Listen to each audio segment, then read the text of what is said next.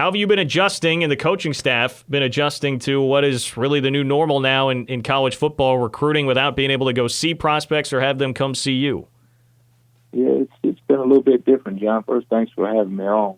It's been a little bit different, but it's like we tell our players, when you get thrown a curveball, and I know this is football and not baseball, but you get thrown a curveball, you have to react to it.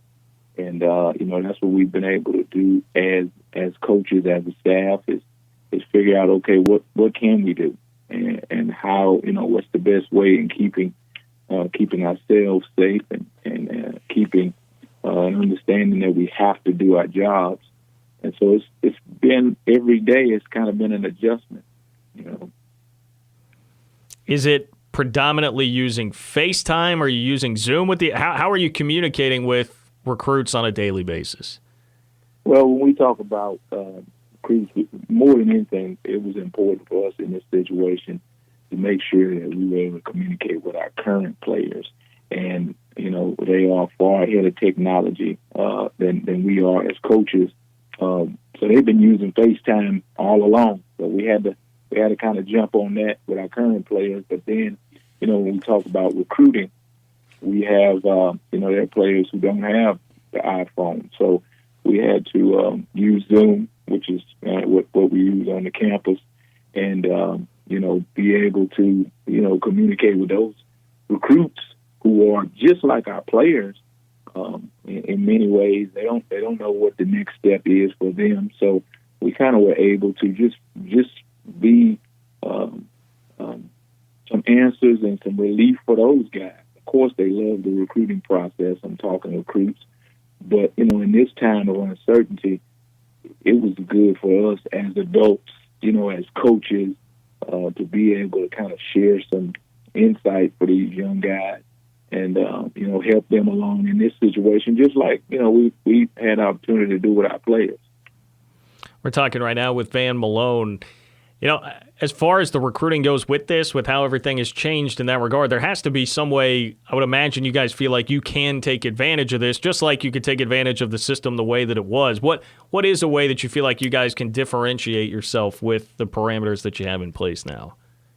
Well, again, when us being able to get on with these players with our entire staff, there's not a lot, as we ask them, say, have there been any other staffs do this with you? No.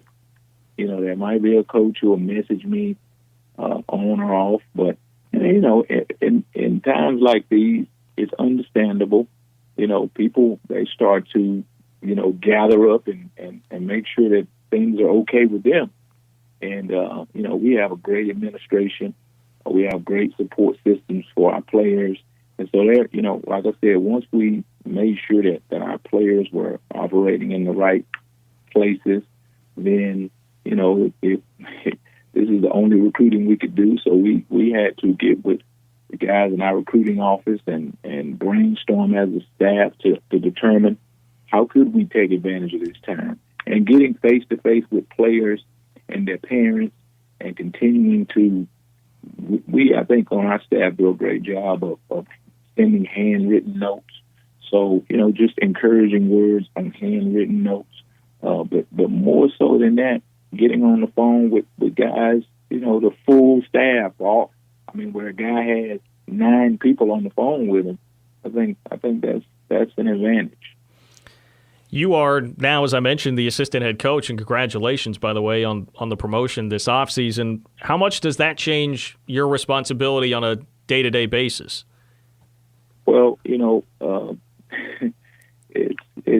it's changed tremendously because of the fact that, I eventually want to be a head coach, and this is putting me in a position to learn from Coach Kleiman and to very closely be able to help him deal with the things that he deals with as a head coach. I think I stepped into this role at a funny time, yes, because I'm getting more than I bargained for.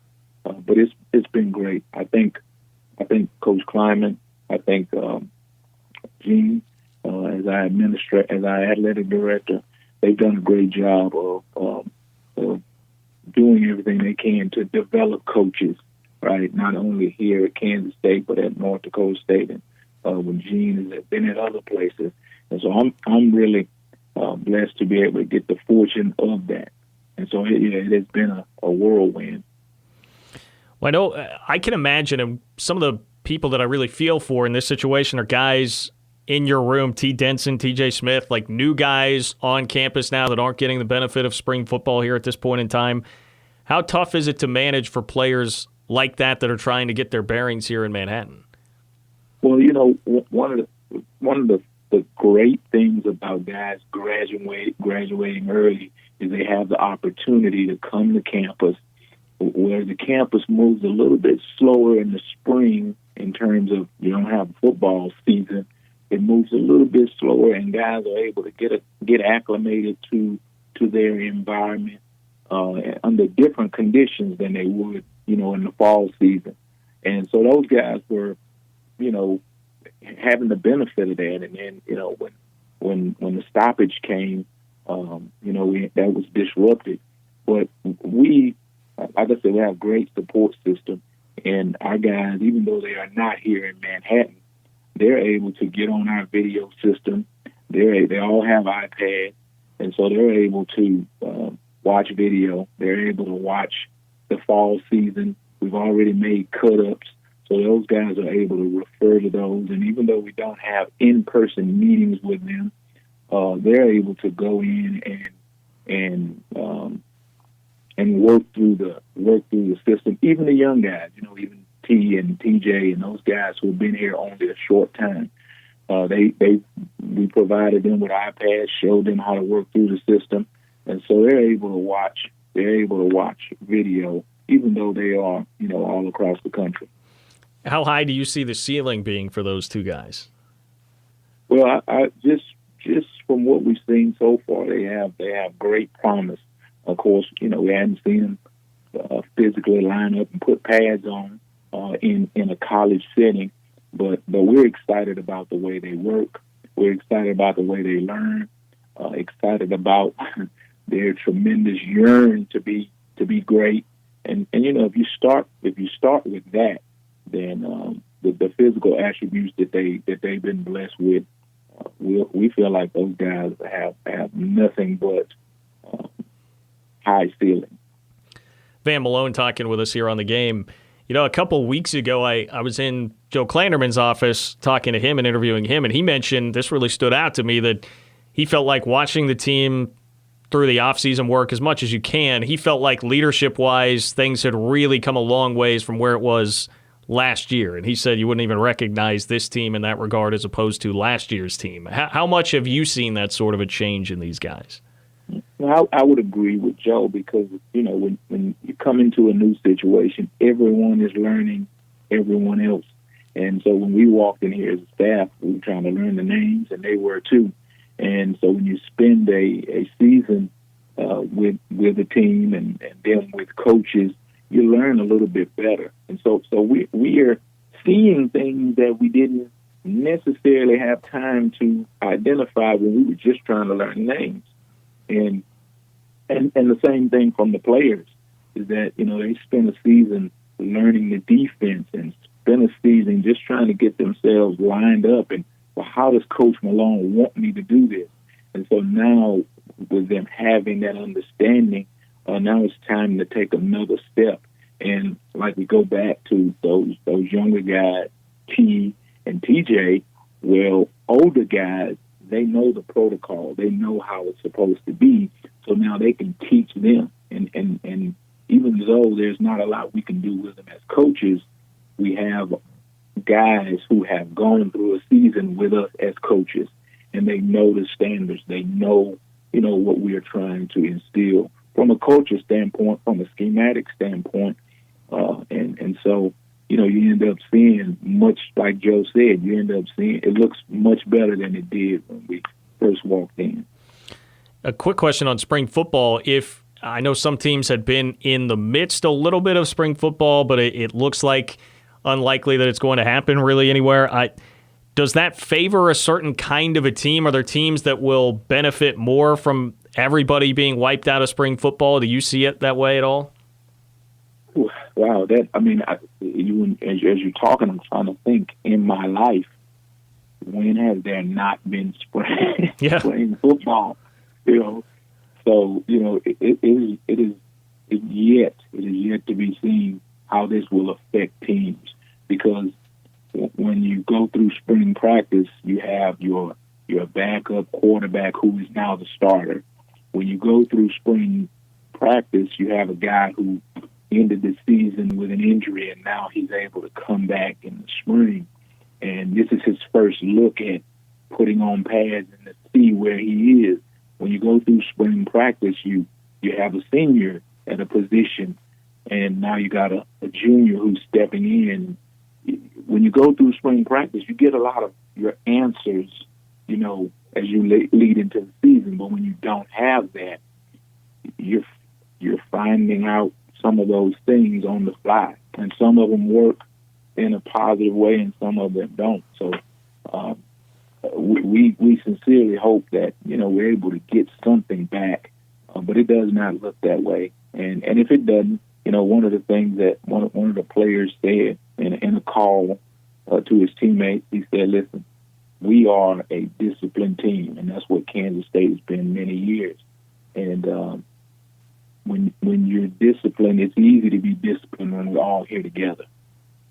You want to test that? Let's break apart and everybody go into their own worlds like we are now, and let's see how disciplined we are when we return." And so when you think of it that way, us not having spring practice, but releasing some disciplined people into the world and relying on them to go and work out and do some of the things that we would do while we were here all together, and then they come back, my expectation is that our guys didn't lay around and eat bonbons all day. Well, speaking of eating bonbons, this is not quite the same, but I saw your picture of all the crawfish that you had shipped in from Louisiana. What is the key to cooking crawfish the right way? Is it an ingredient or is it a technique? What's the key to making them as good as you can? Well, what you're going to have to do is you're going to have to go to Coach Malone's Crawfish in Manhattan, inthecooler.com, and you'll get the I couldn't even finish the statement. There's a few things that I really that I think are important. Purging the crawfish is one, and then I think the ingredients that you put into your boil, that's number two, and then once they are complete. Also, although how long you cook them is important as well, but once they are complete, then I have a special sauce that I put on them as I place them in the holding tank.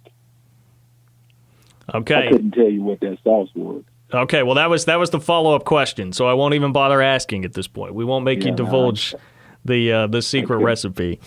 I do have one more question here, because I had a suspicion, and I tried to ask Joe this. To me, it looks like if I were to peg who on the coaching staff has the best bench press, I would think it would be Joe Klanderman. Is that accurate? You say the best bench press? Yeah, highest bench. Well, I won't be able to lie to you right now. I don't go in the weight room enough to know what a bench press is. But I believe it's that apparatus that you lie down on and put a lot of weight. I might agree with you that Joe, because Joe, he's pretty intense when he goes into the weight room, right? Joe is you think he's trying to go to the NFL or something, but Buddy Wyatt works out in there pretty hard, and I actually have worked out with Buddy, and if I can work out with you, then your workout is not that hard. And then Tui's in there. I mean, those guys are D-line guys, But I think Joe, with his intensity, I think he may be one of the stronger guys as I really evaluated. Not counting the GAs; those guys are all under 40, so they don't count. Yeah, that's an unfair advantage. Total unfair advantage. Yeah.